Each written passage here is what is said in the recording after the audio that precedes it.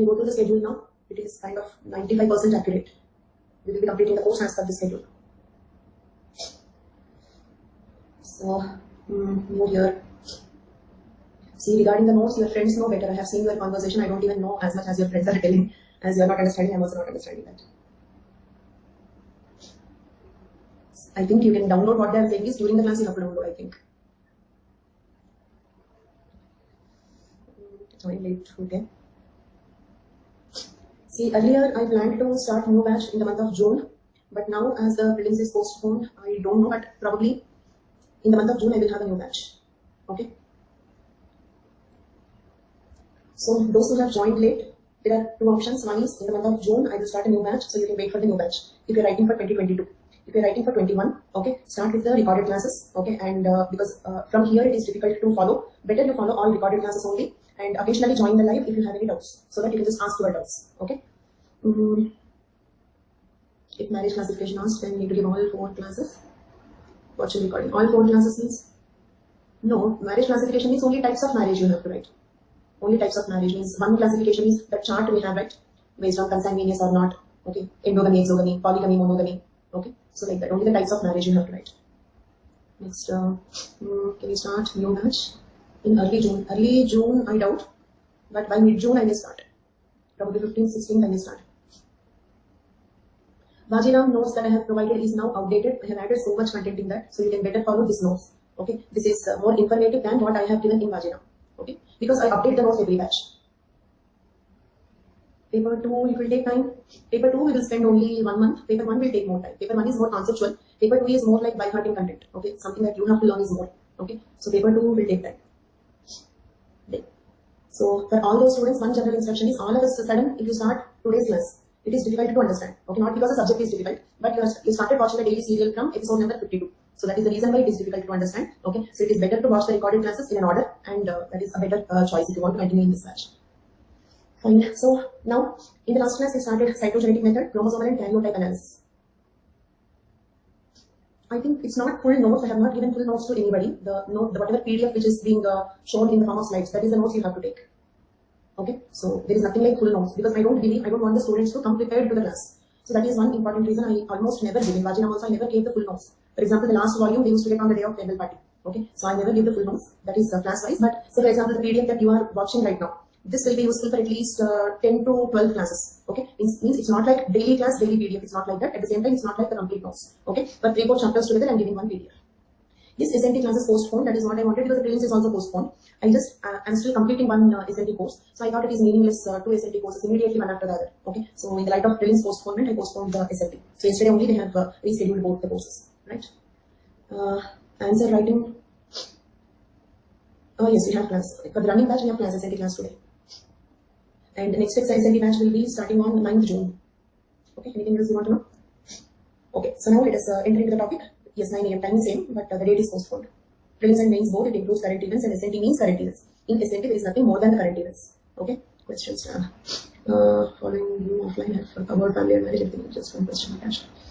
You're making the question very lengthy procedure. Maternal cross cousin. So, what is your doubt in that?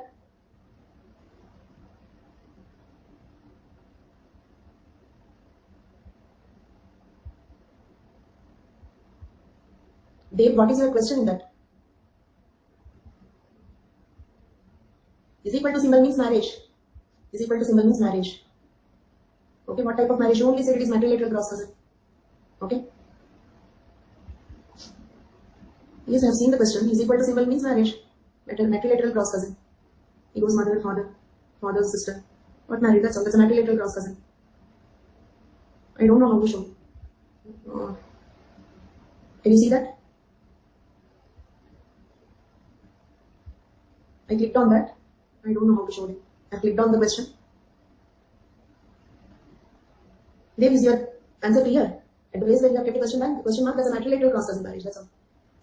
And one small request. Any of the students, if you are attending the recorded classes and if you want doubts from very old classes, please ask at the end. Okay, please ask the questions at the end. Okay, so that the students who are in the beginning, say for example in the beginning 10 minutes if I discuss on such things, students who are watching later will not develop interest. So that will spoil my class quality. So if you have any doubts from the previous classes, please ask in the end. And also, like if you join the live only to ask the doubts, better join towards the end. Okay, towards the end you can join so that you will also don't waste your time. So for example, 5:50 you can join the live. 5:50, like I mean 4:50, 4:55 you can join the live. After the class is completed, you can ask the questions. Okay. Matrilateral cross doesn't mean marrying. Like in fact,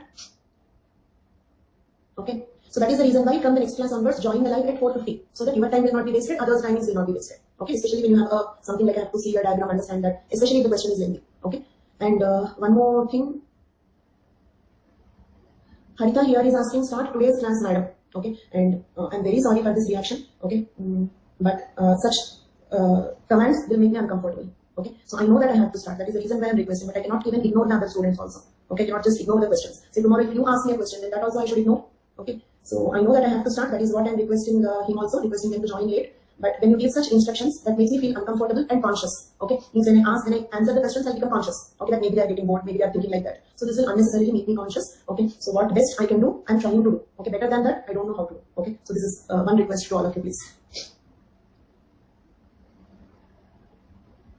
This is because like one person will say that, another person will say it's okay again, another person will say no, you have to start. This is unnecessary reaction because basically I know that I have to start.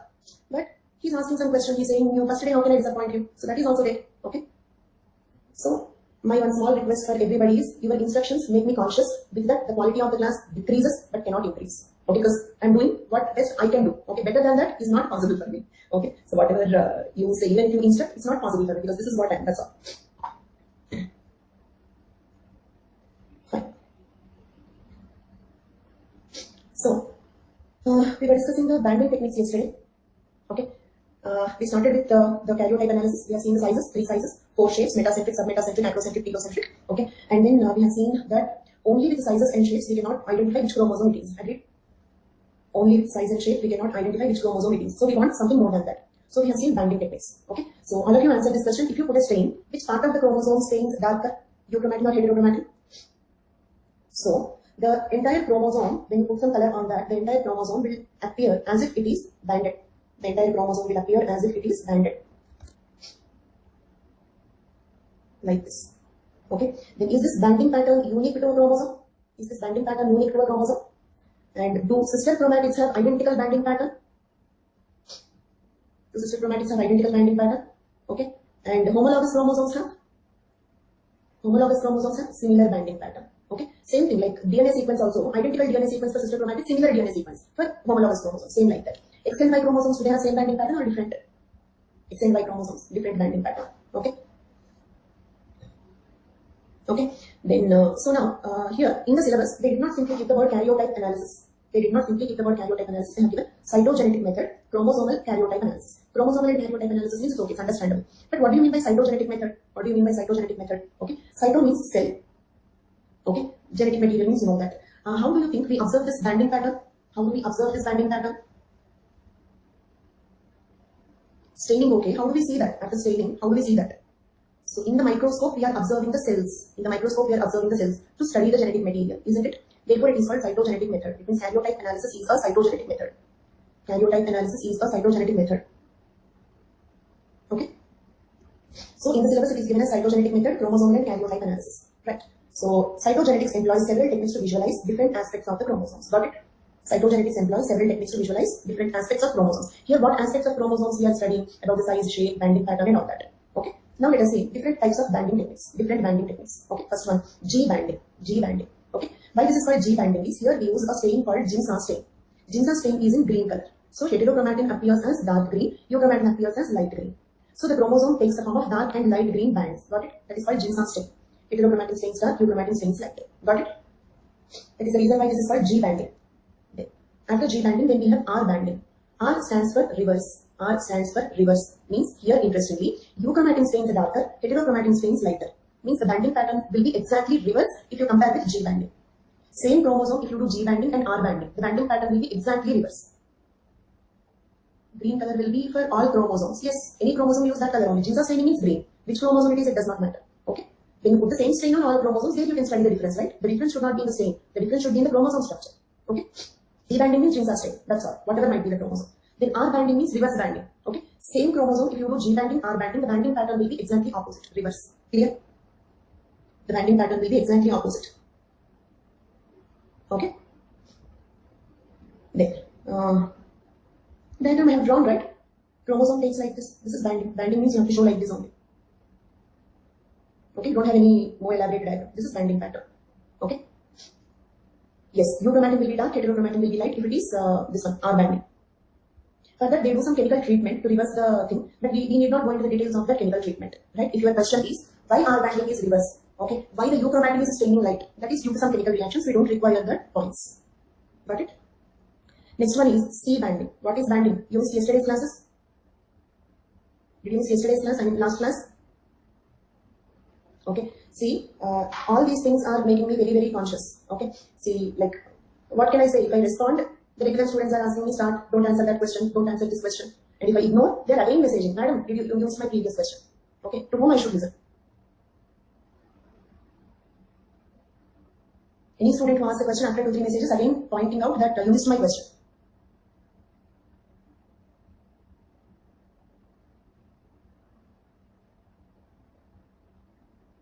Because actually, this is what happens, sir. I hope you must have observed the instructions made me conscious, and because of that, in fact, we wasted more time.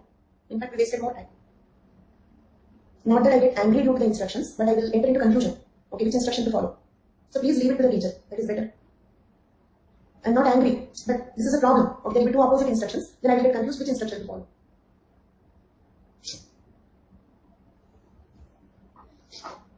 Anyway, explaining what is binding at this moment is not possible. Please watch the recorded class.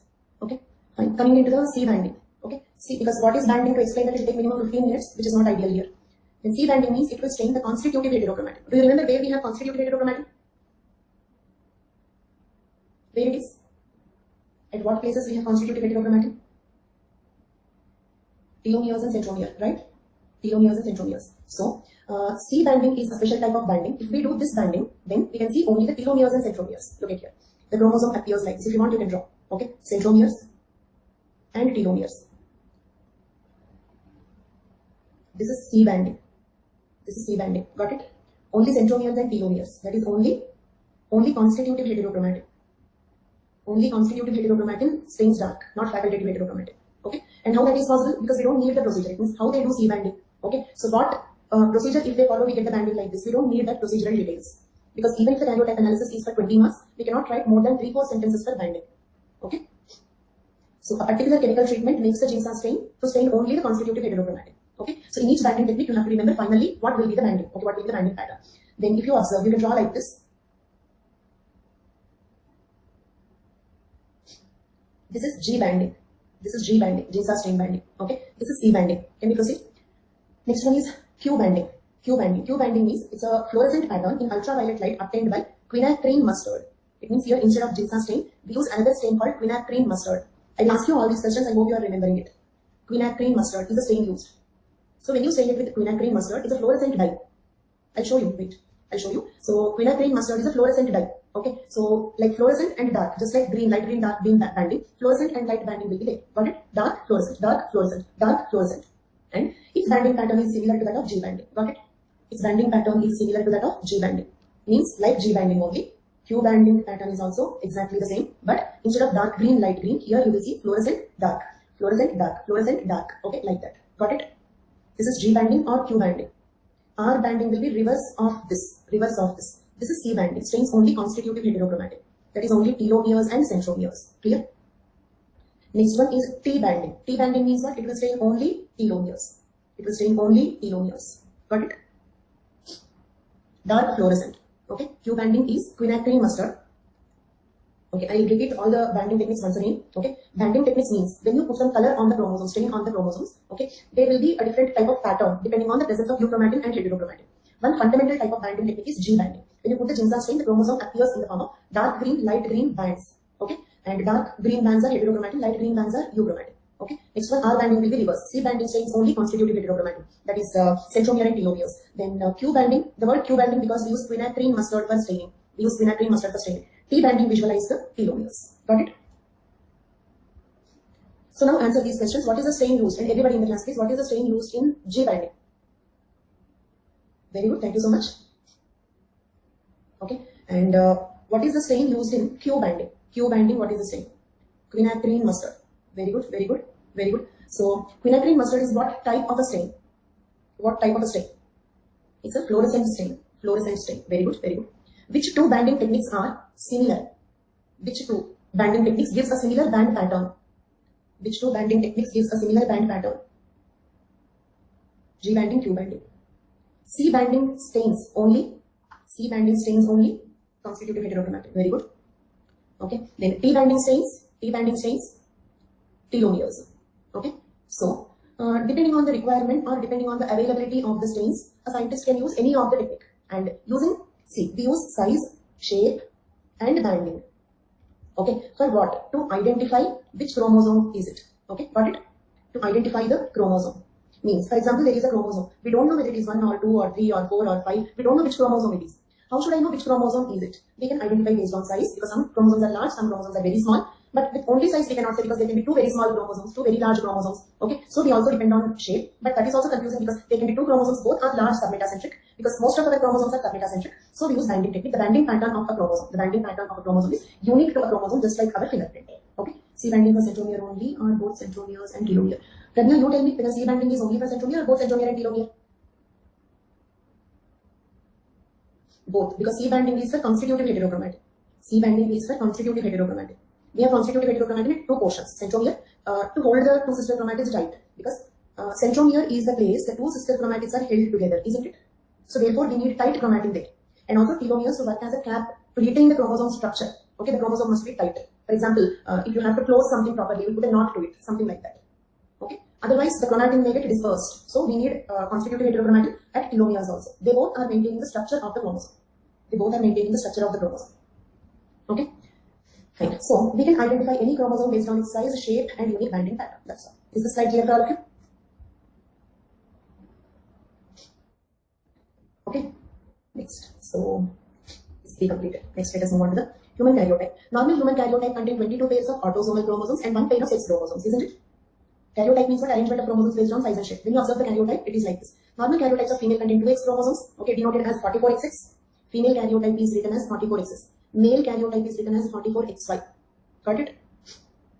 And any variation from standard karyotype may lead to developmental abnormalities, isn't it? 47, 21 plus 1. Tell me which disease is it? 47, 21 plus 1. Down syndrome. 45, X0. Which syndrome is it? Turner syndrome. Okay. See, what is the need of banding technique? Say, for example, you have only 45 chromosomes. Let us suppose there are only 45 chromosomes. Means 1 chromosome is missing.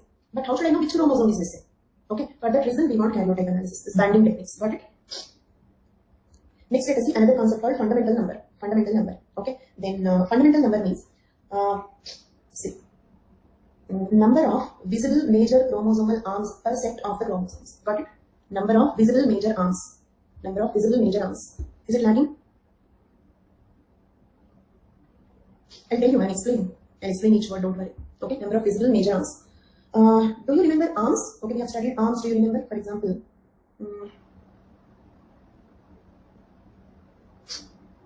okay, this is P arm, this is Q arm, isn't it? P arm, I'm drawing P arm in red color, Q arm in black color. Okay,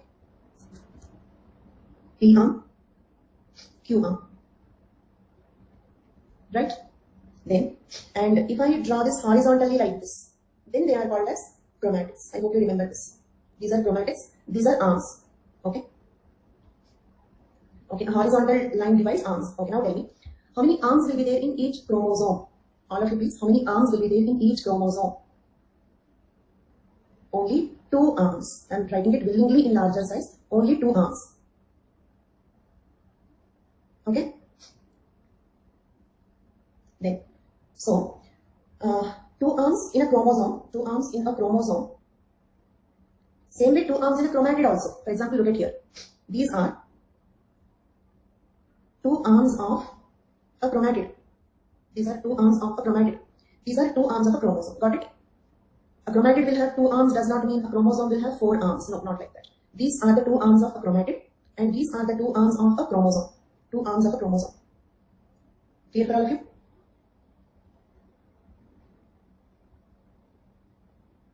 Fine. So how many arms will be there? 2 arms, right? Then total we have how many chromosomes? We have 46 chromosomes, isn't it? 46 chromosomes. Means we should have 92 arms. We should have 92 arms. Clear? But the definition says visible major arms. Then what do you mean by visible major arms? Look at here. Can you tell me what kind of a chromosome it is? It means I'm asking about the shapes. Is it metacentric, submetacentric, acrocentric, or telocentric? Telocentric. In a telocentric, listen carefully, in a telocentric chromosome, the P arm or the short arm is too short to be visible in the microscope. Agreed? Too short to be visible in the microscope.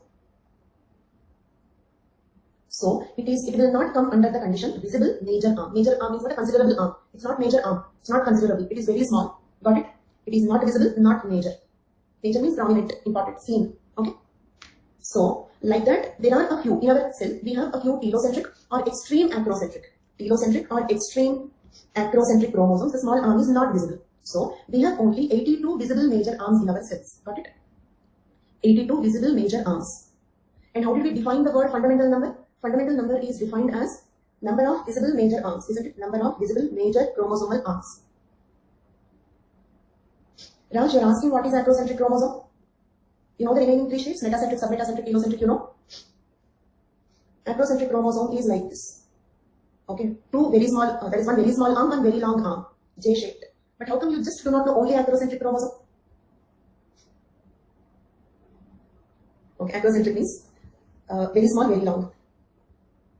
Got it? Then why do we require fundamental number? Number of chromosomes is sufficient because numerical chromosomal aberrations can be detected. And I remind you, we are discussing the karyotype analysis for what? What is the application of karyotype analysis? Diagnosis of chromosomal aberrations, isn't it? What is the purpose of karyotype analysis? So, number of chromosomes will be useful only for numerical chromosomal aberrations, isn't it? Change in the number of chromosomes will happen only in the numerical chromosomal aberrations. But we also have structural chromosomal aberrations. They can be detected based on the changes in fundamental number. Changes in fundamental number, right? So changes in the fundamental number. Numerical chromosomal aberrations can be detected with changes in chromosome number. But numerical structural chromosomal aberrations cannot be detected based on the changes in chromosome number. Okay, so we use fundamental number to study the structural chromosomal aberrations, isn't it?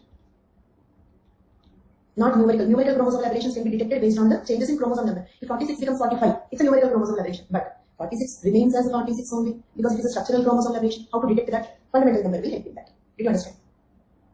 82 is for a normal human being because 10 arms. Expected is 92 and 46 into 2 is 92. But 10 arms are small. 10 arms are very small. So the fundamental number is 82. Normal fundamental number is 82. For example, look at here. Chromosome number remains to be 46, but fundamental number changes to 81. What kind of a chromosomal aberration it is? What kind of a chromosomal aberration it is? Deletion. It's a structural chromosome. No, that is not Turner. Finish, because if it is Turner, this should not be 46. Do you remember? Turner is not deletion. Turner syndrome is monosome. Okay, so this is a structural chromosomal aberration and it is a deletion. Got it? So that is the application of fundamental number. Next, we have another concept called satellite chromosomes. Okay, then so before I proceed to what is satellite chromosome, I just want to share a few things with you all regarding how the classes proceed. A few things about how the classes proceed. First rule is, okay, some classes can be easy, some classes will be difficult, some classes will be interesting, some classes will be boring. Okay, but all classes are important. I just want to remind you. Okay, and in between few times I will be saying such things. Easy, difficult, interesting, boring. Okay, but your attitude towards each class should be the same. If it is very easy class, then feel as if you are studying it. Is it clear? Because even if it is easy, one day you have to sit in your room and study that, complete that preparation along with the class. If it is difficult, attend the class to understand it. Okay, if it is easy, only to learn. If it is difficult, to understand and to learn. But attend all the classes. This is one instruction I would like to give you. Okay, then all classes cannot be equally interesting. There will be a few factual topics there can be. Okay, next. This is one thing I want to say. And second thing is, I have one strength and one weakness, and both are same. That is, I will explain till you understand. Okay, it's not a normal class. Those will understand it. Others are not important for me. For me, each student is important. Okay, and I want each student to understand the things. Okay, and after the course, you will understand each and every word in the subject. And even if, like, basically the thing is, you don't need to refer other textbooks. The notes itself is sufficient. And to make sure that the notes itself is sufficient, I recommend you to compare it. Because many students, what they say is, ma'am, you said only notes is sufficient. So we are following only the notes. But when you sit in the library, okay, some students go to coaching at some other place. They are saying that you have to read reference textbooks also. So I'm getting tensed. What to do? Simple solution. Take the reference textbooks. Compare the reference textbook with your notes. What is there in the reference textbook? If you also have it in your notes, it means notes is sufficient. If you blindly follow my instruction, that fear will be there when you sit in the library, when you are seniors, or especially rankers, okay, or your friends who are taking coaching at other places. If they say that you have to read so and so book 1, 2, 3, 4, 5, 6, you will get tensed. It is quite natural. So compare. If you have all those points in your notes, and if you in fact have more points in your notes, then the notes is sufficient. So that is one thing. Okay. And in the form of this PDF, what I'm giving is a complete notes that will be sufficient for everybody. Okay. And for students, what I'm doing is I'm giving the complete notes and complete explanation. Okay. This I'm doing with maximum dedication that is possible. But okay, there is something that I have to do for myself also. Something that I have to do for myself also. If I have to continue teaching on this platform, if I have to continue teaching, okay, say for example, if I start a batch in the month of June, I want some students to sit in that batch also. So even if they ask the question about the next batch, if I don't give the information, how do they join? How do they come to know? Okay, so there is something which I have to do for myself also. So if any student asks information about the next batch, that is a minimum requirement for myself. Okay, in fact, if you like my classes, okay, you should also promote my class, but at least don't stop me from promoting my next batch. So this is something, okay, that I am doing for myself. Okay, so that will take just a few minutes, 2 minutes, 1 minute. Okay, so please be okay with that. Okay, then. So because I want to continue teaching. Next. True, but like it's a new platform for me also. People should know that I'm teaching here. Okay, because earlier I was on different platforms. Coming to this. Not kind of promotion, but still, in fact, if you observe, I'm taking minimum number of special classes also. I'm a very kind of only classes I take. I don't do anything other than this for the promotion. I don't even know what to do. But if somebody asks the information, then I have to give. Okay, that's all. Okay. Okay. Okay. So, fine.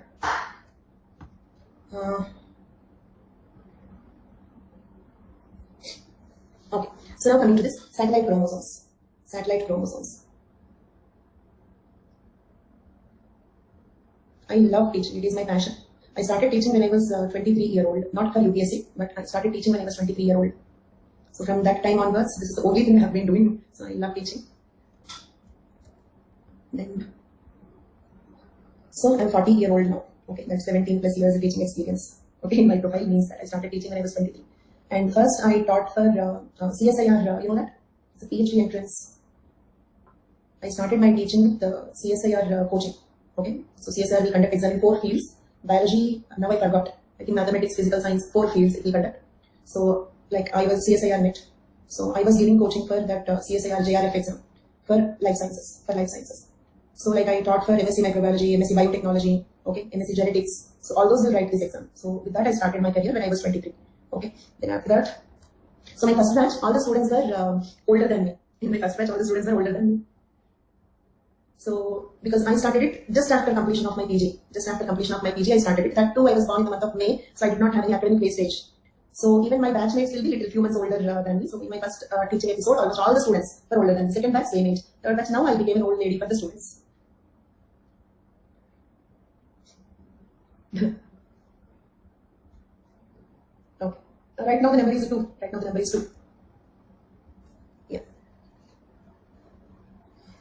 Okay. So with your wishes, maybe possible. Let us see. Now let us see what are satellite chromosomes. Satellite chromosomes. Look at here and draw this. Okay. That is GS field that we should not touch. GS field with SNT being number 1 is not possible because polity, history, these are more important subjects and many students would like to listen to them. Only with SNT, GS topic is not possible. That is GS category. Fine. Okay. So now if I do ecology and SNT, not 1 but probably up to 5 I may expect. Okay. Yeah. So now draw this all of you. Satellite chromosomes. I'm explaining what is a satellite chromosome. Okay. Look at here. This is a chromosome, right? Draw along with me. You know these are telomeres. Okay. And this is centromere.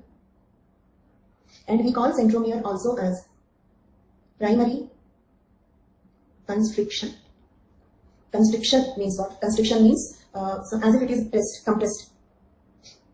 Is the chromosome looking as if it is pressed at the centromere? Pressed at the centromere, that is primary constriction. And the word primary because we have primary constriction in all the chromosomes. We have primary constrictions in all the chromosomes. Okay, but some chromosomes have one more constriction here. Got it? This we call it as secondary constriction.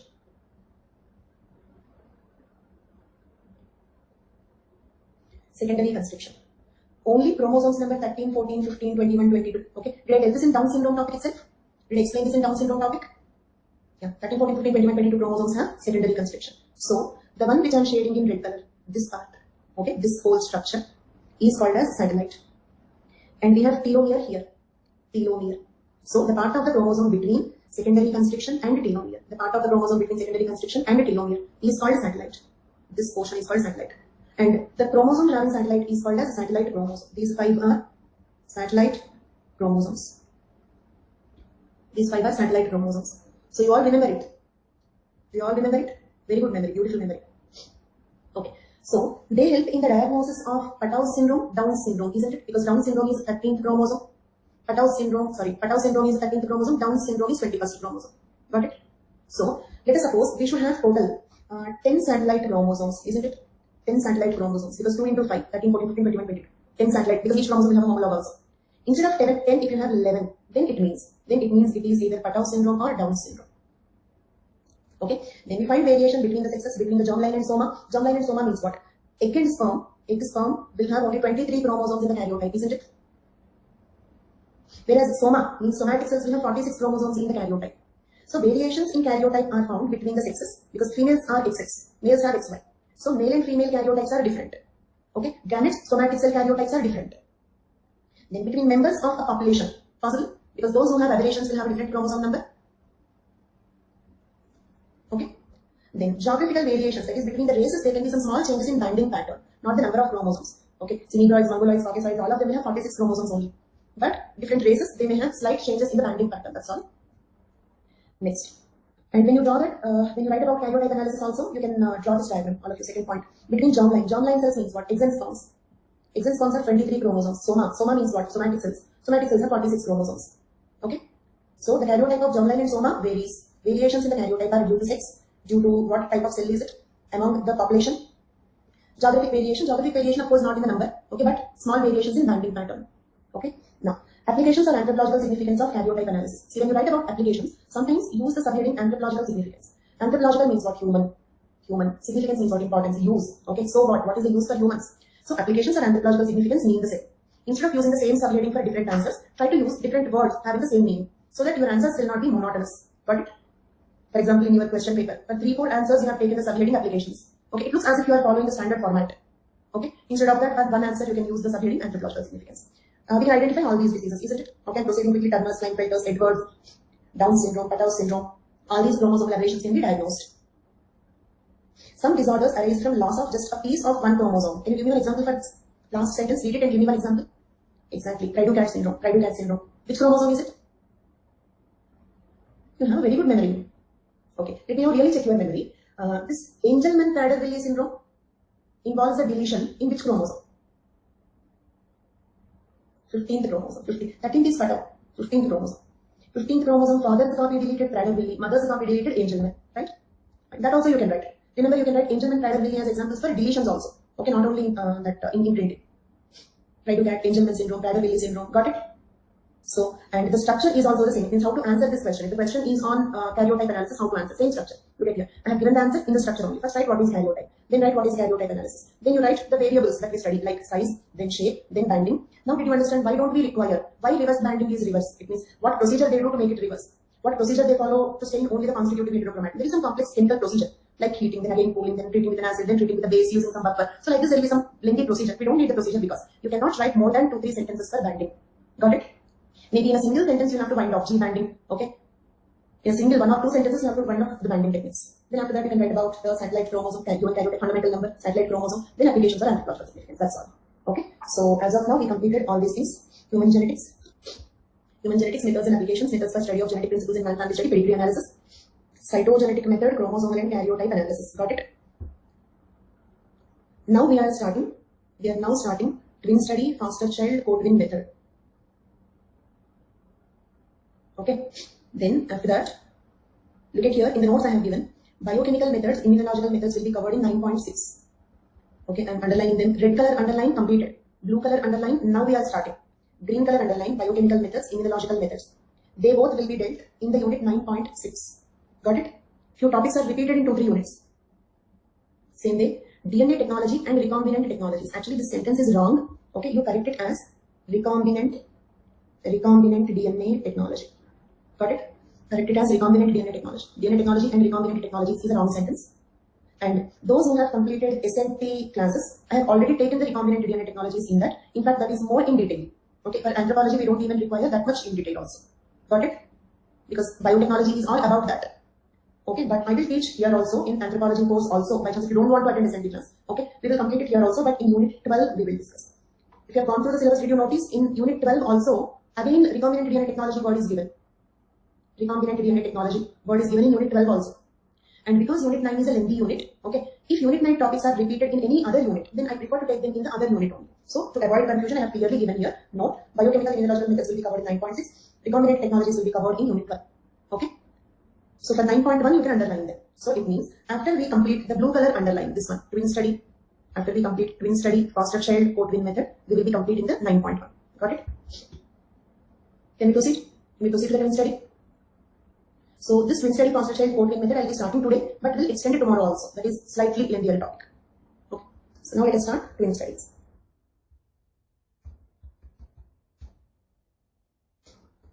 First, let us understand the, in basics, did I explain the difference between identical twins, fraternal twins?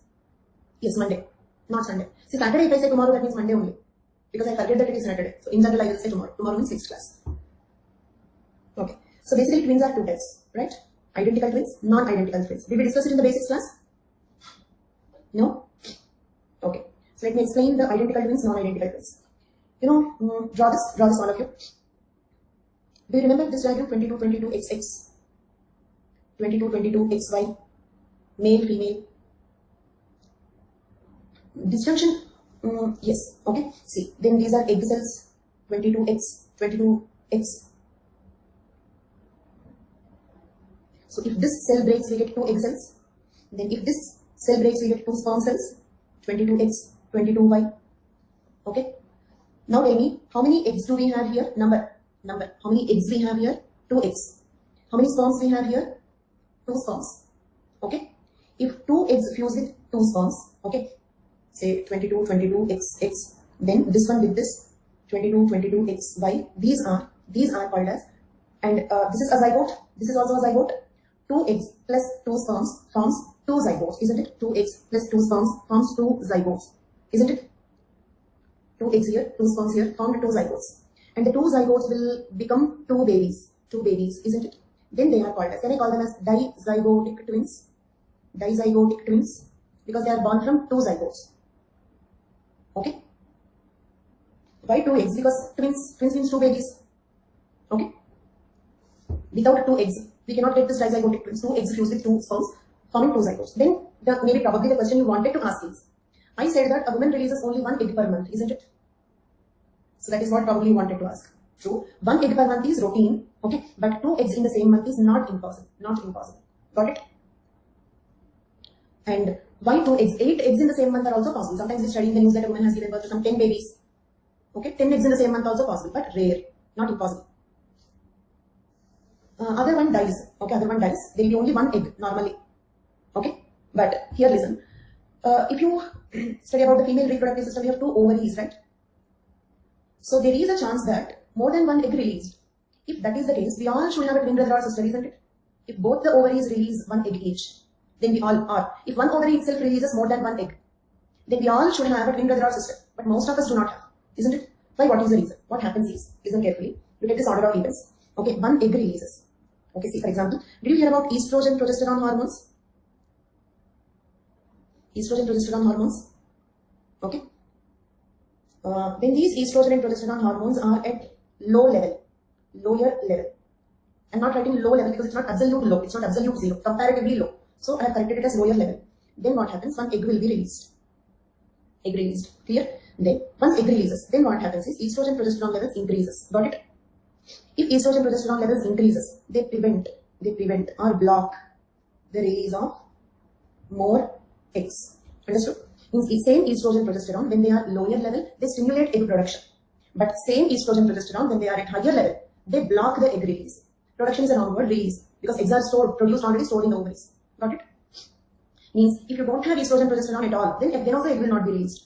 0 estrogen progesterone, no egg release. You need certain optimum level of estrogen progesterone. Then only the egg release will begin. Means a girl will get matured only when her estrogen progesterone levels reach a certain level, certain optimum level. Okay? So very low level also infertile. Optimum level is required. And when these hormones reach their optimum level, then only the girl will get matured. It means then only she will start releasing the egg cells. And we will study about all these things more in detail in Unit 11 also. Okay? In Unit 11 we study about them. By the time you should be able to remember all these things. So, got my point? But in some people what happens is, if estrogen levels are less, that can lead to the birth of twins. Do you agree? Because, did you notice, having twins is genetic also. did you hear that in some families, generation after generation twins are born? Why? Because probably genetically they have lower estrogen progesterone levels. And yes, certain villages, in the village, almost every family will have twins. Then you may ask me, family okay, we can understand, but how different villages can have endogamy, excessive endogamy. So they all became genetically similar. So they all had lower levels of estrogen progesterone. So the estrogen progesterone could not prevent the release of more eggs. So more eggs are released. Twins will be born. Got it?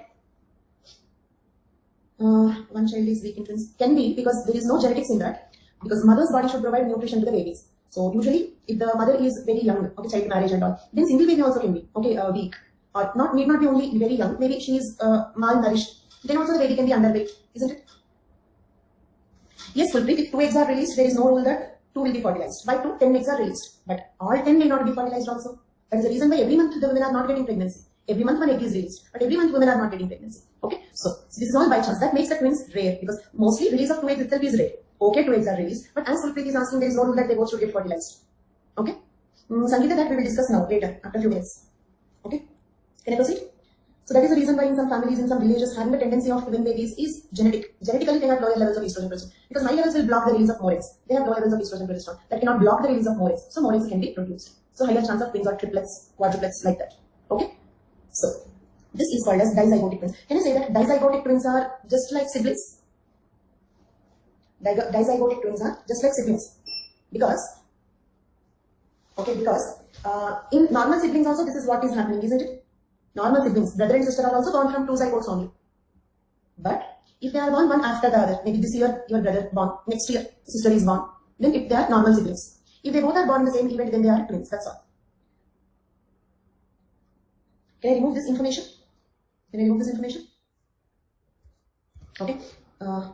Dizygotic twins, DZT, I mean to say dizygotic twins. Twins, BG concept, means BG means? Okay. Dizygotic twins, boy girls, I'll tell you. Okay, I'll tell you that, dizygotic twins are, write down the statement please.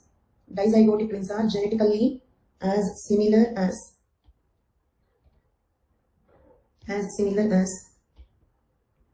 normal siblings.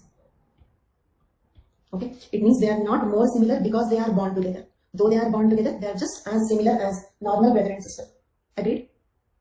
Therefore, they are called fraternal twins. Fraternal twins. You know, fraternity means brotherhood. They just have brother. How much similarity you have between you and your brother? Same amount of similarity will be there between dizygotic twins also. They don't look identical. Okay? See, 2 brothers can be dark and fair. Like that, dizygotic twins also can be dark and fair. 2 brothers can be one brother very tall, the other brother very short. Possible. Just like that, dizygotic twins also can be tall and short. Can look very, very different. They are just like normal siblings only. Only difference is, if these 2 eggs, let us suppose this egg is released in 1991, this egg is released in 1993. Okay, then with 2 years gap, a brother and sister are born. Got it? But if these 2 eggs are released on the same day, they get fertilized on the same day, okay, and they are carried together during the pregnancy and born on the same day, then they are called dizygotic twins. That's all. That is the only difference. One after the other, normal siblings. Okay. The word dizygotic twins because born from 2 separate zygotes. The word fraternal twins because they look as similar as normal siblings. Okay. Then third point, they are also called non-identical twins. Non-identical twins because they are not genetically identical. They are not genetically identical. Why they are not genetically identical? Because they are from 2 separate egg cells. All eggs of the female are not the same. All sperms of the male are not the same. I will come to that point. Boy-girl concept I will surely come. Don't worry. First understand the points that I am giving you. Then, okay, dizygotic twins can be 2 boys or 2 girls or 1 boy and 1 girl. Got it? Reason is, look at here. If both the eggs, because do you remember a male can release 500 million sperms? In that 250 million sperms are, look at here. We have 250 million X-type sperms, 250 million Y-type sperms. Agreed? It's not that you have only 1 X-type sperm, 1 Y-type sperm. So, there are 250 million X-type sperms. Is there a chance that 2 X-type sperms can fertilize the egg cell?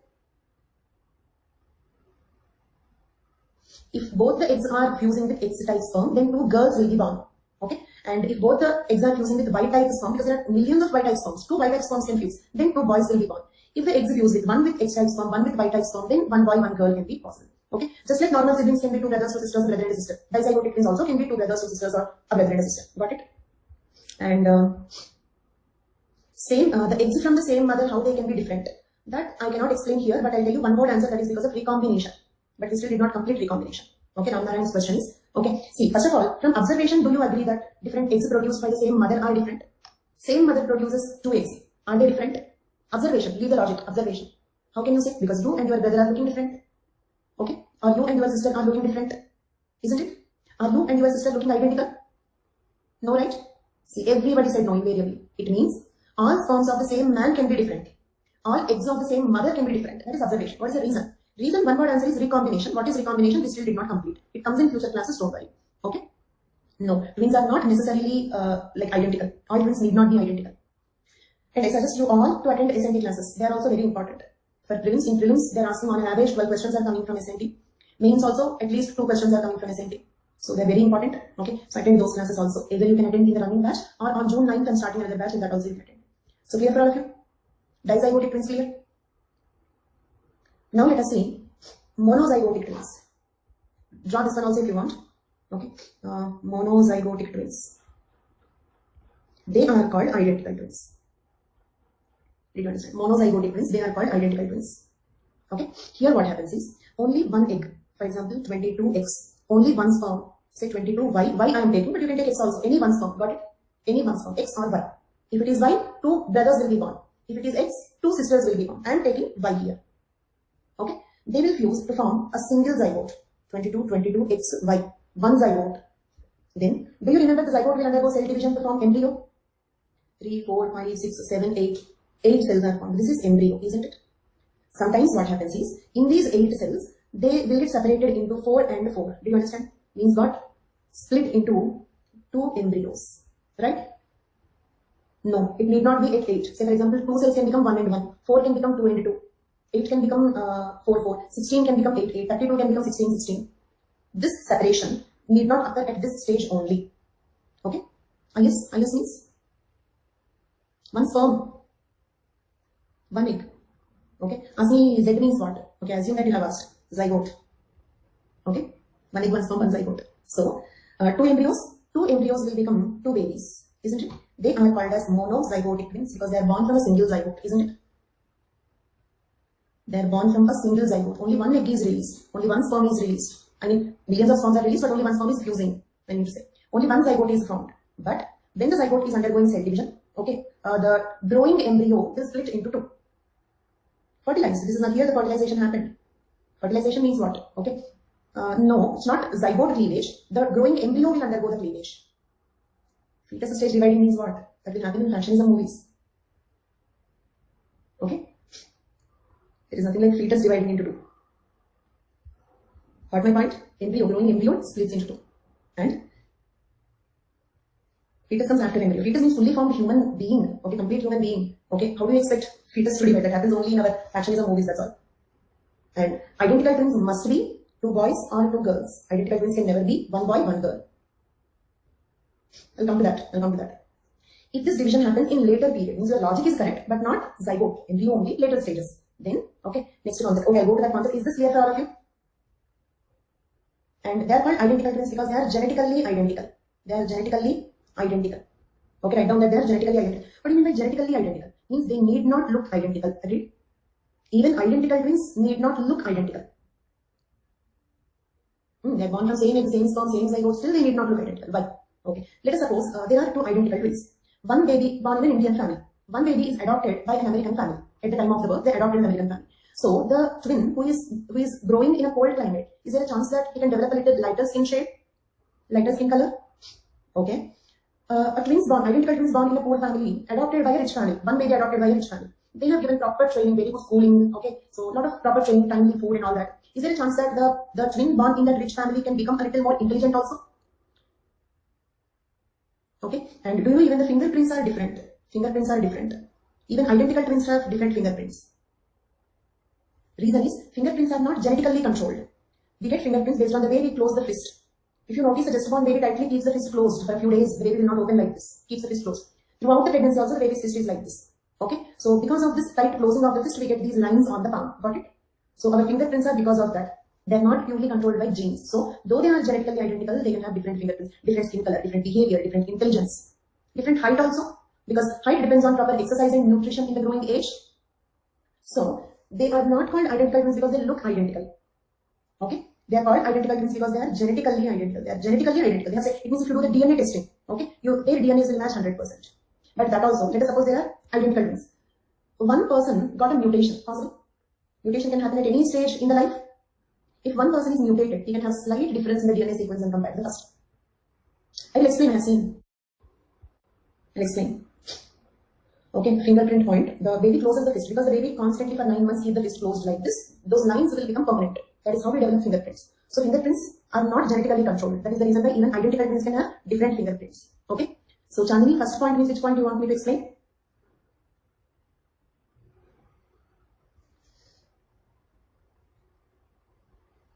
Okay, clear? Can we proceed? Explain embryo character in this one. Embryo character means what, first of all? Ramnarayan, please Ramnarayan, complete the recorded classes. Okay, so there is nothing like embryo character. Embryo means a group of cells because these are all basics. What is embryo? What is fetus? We discussed long back. So that is the reason why you are facing it difficult. Okay, so embryo means a group of cells. So that group of cells. So then what do you mean by embryo character?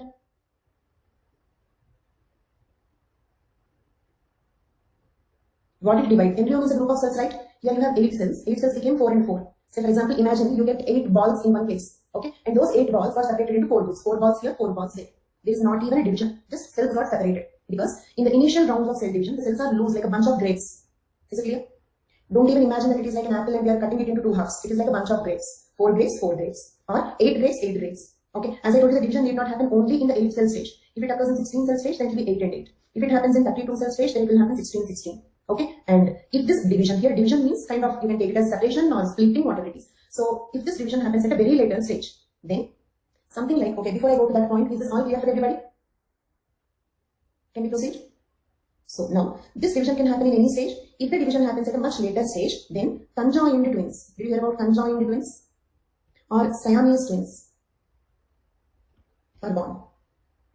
2 girls with a head joined, or sometimes 2 twins with a shoulder joined, the abdomen joined.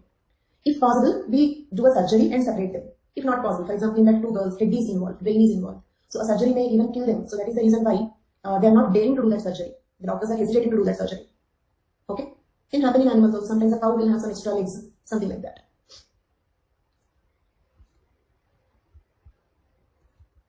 Yeah.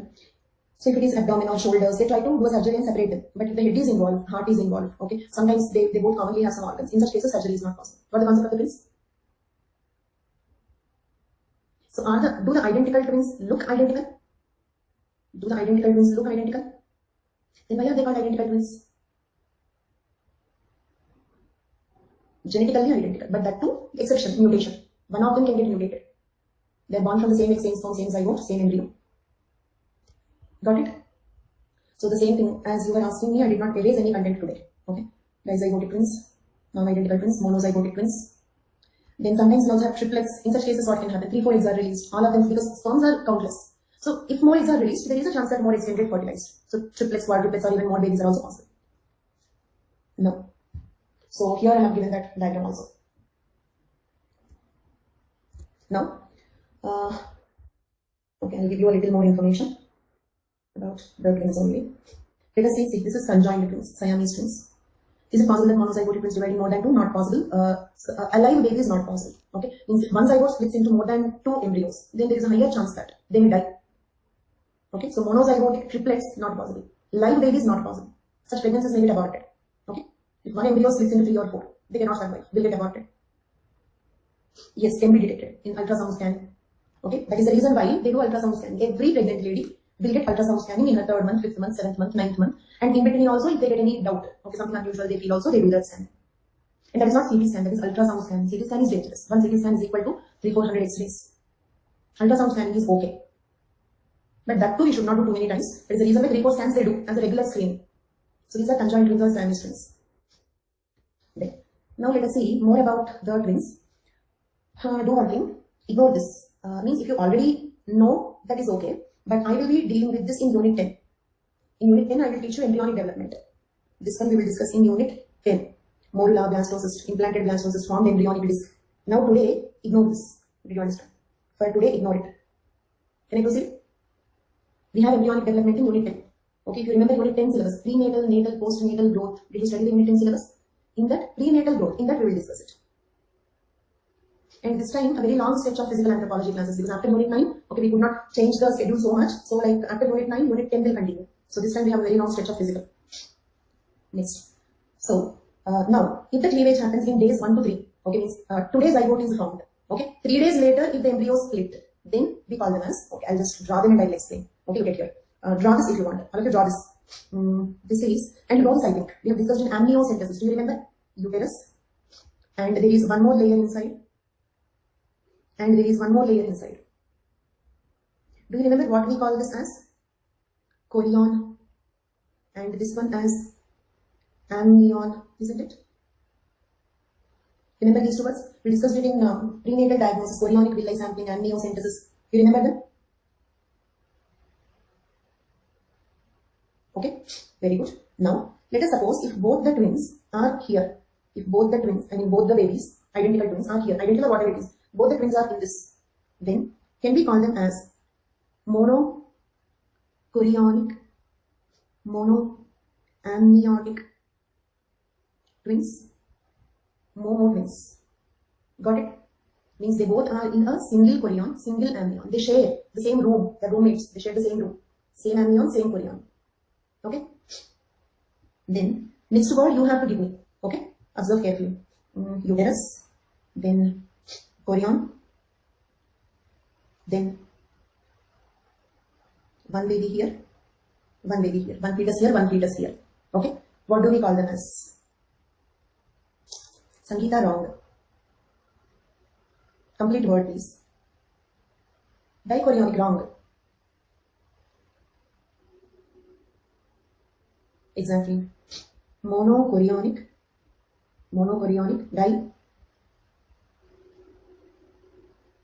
amniotic twins. Means Modi twins. Okay? Momo twins, Modi twins. Got it? I hope you are drawing. Momos, Modi, you can easily remember. Okay. Next one. What is there to repeat? Okay, if you just look at the diagram, the outer blue color layer is uterus. Inside the uterus, we have another layer that is called chorion. Inside the chorion, there is another layer called amnion. In the amnion, we have amniotic fluid. Okay. So here in the first case, there is only one chorion. Look at here. If you count, you have one chorion and you have only one amnion. One mono means one. So monochorionic, monoamniotic twins. Clear, Krishna? Okay. Then placenta, we will go there. Now we are thinking about chorion amnion. Let us think about chorion amnion only. Okay. So here what happens is we have only one chorion we have, but we have two amnions. So this is called monochorionic diamniotic twins. Clear? Next one, you have to give me the name. Uterus. Then you have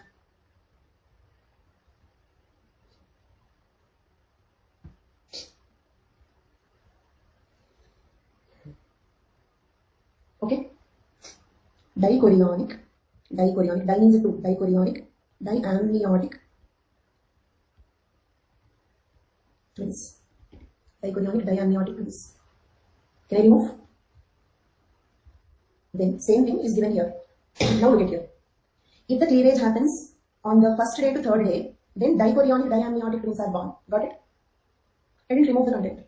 I did not remove. But when I remove, I'm not willingly doing it out of a habit. Suddenly my finger is falling on that. In such case, if I remove, you can ask me, I will draw that once again. Okay? Usually whenever I remove the content, that was not my intention. Okay? By habit, it is going like that. There. So that is the reason why in general, when I explain something in the blank slide, try to write it along with me. If I remove, you can ask me to give that again. Okay? So now look at here. See, if the division of the embryo happens in the first day to third day, means what? Very soon. Now, by that time, chorion amnion are not yet formed, isn't it? So, two separate chorions and amnions will be formed. That is the reason why they will be di twins. Got it? If the division happens at a very early stage, by the time chorion amnion are not formed. Okay? Then, okay, they can be either identical twins or non-identical twins. Di twins can be either identical twins or non-identical twins. Got it? For example, if you speak about cleavage, then it means identical twins only, isn't it? Because in the non-identical twins, there is no cleavage. But non-identical twins are also di twins. Okay, because there is no cleavage. If there is no cleavage, or if the cleavage happens in the very initial stages, two separate chorions and amnions will be formed. Then, if the cleavage happens in 4 to 8 days, little later, okay, little later, that is at the blastocyst stage, but what is blastocyst, we'll see later. Now, as I asked you, please ignore this part. It is from zygote, so identical always, right? Yeah, identical, but non-identical twins are also di twins and same. Got it, Sneha? If they are born from same zygote, that is what? If you use the word cleavage, then no doubt they are identical twins. But non-identical twins, do you think non-identical twins will be momo twins? Okay, do you think non-identical twins can be like this? Think logically? No. So non-identical twins are also di twins, got it? Since beginning they are separate, so they will have two separate rooms. Same way, if the division happens at a very, very early stage, also they are direct twins. If the cleavage happens 4 to 8 days, then by the time chorion is formed, so now they will have only one chorion, but amnion is not yet formed, so they will form two separate amnions, molite twins. Got it? If the division happens 8 to 13 days, then by the time chorion, amnion both are formed.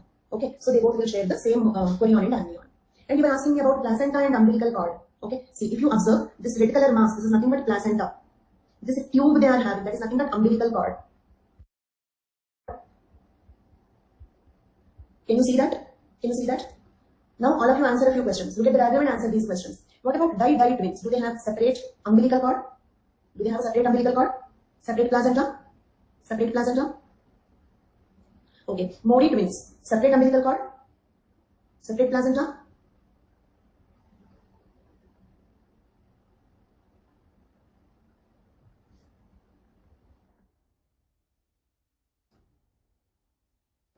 See, fraternal twins, they have separate placenta. Identical twins have shared placenta. Is it okay? Identical twins have shared placenta.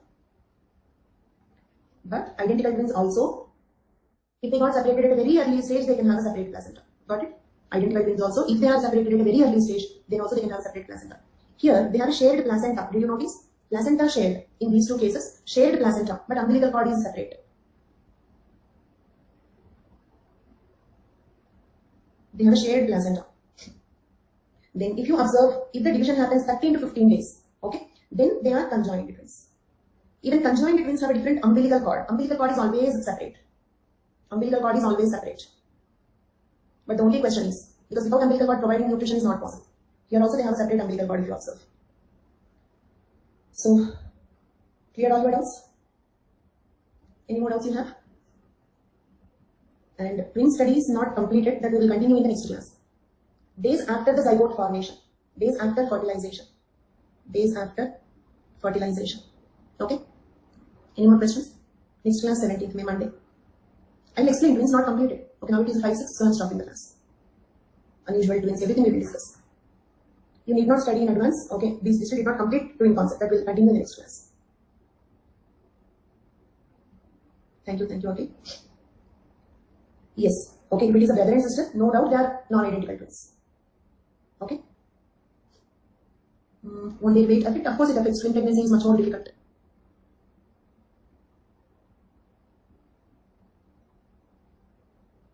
Fine. So that's all for today's class. Thank you so much.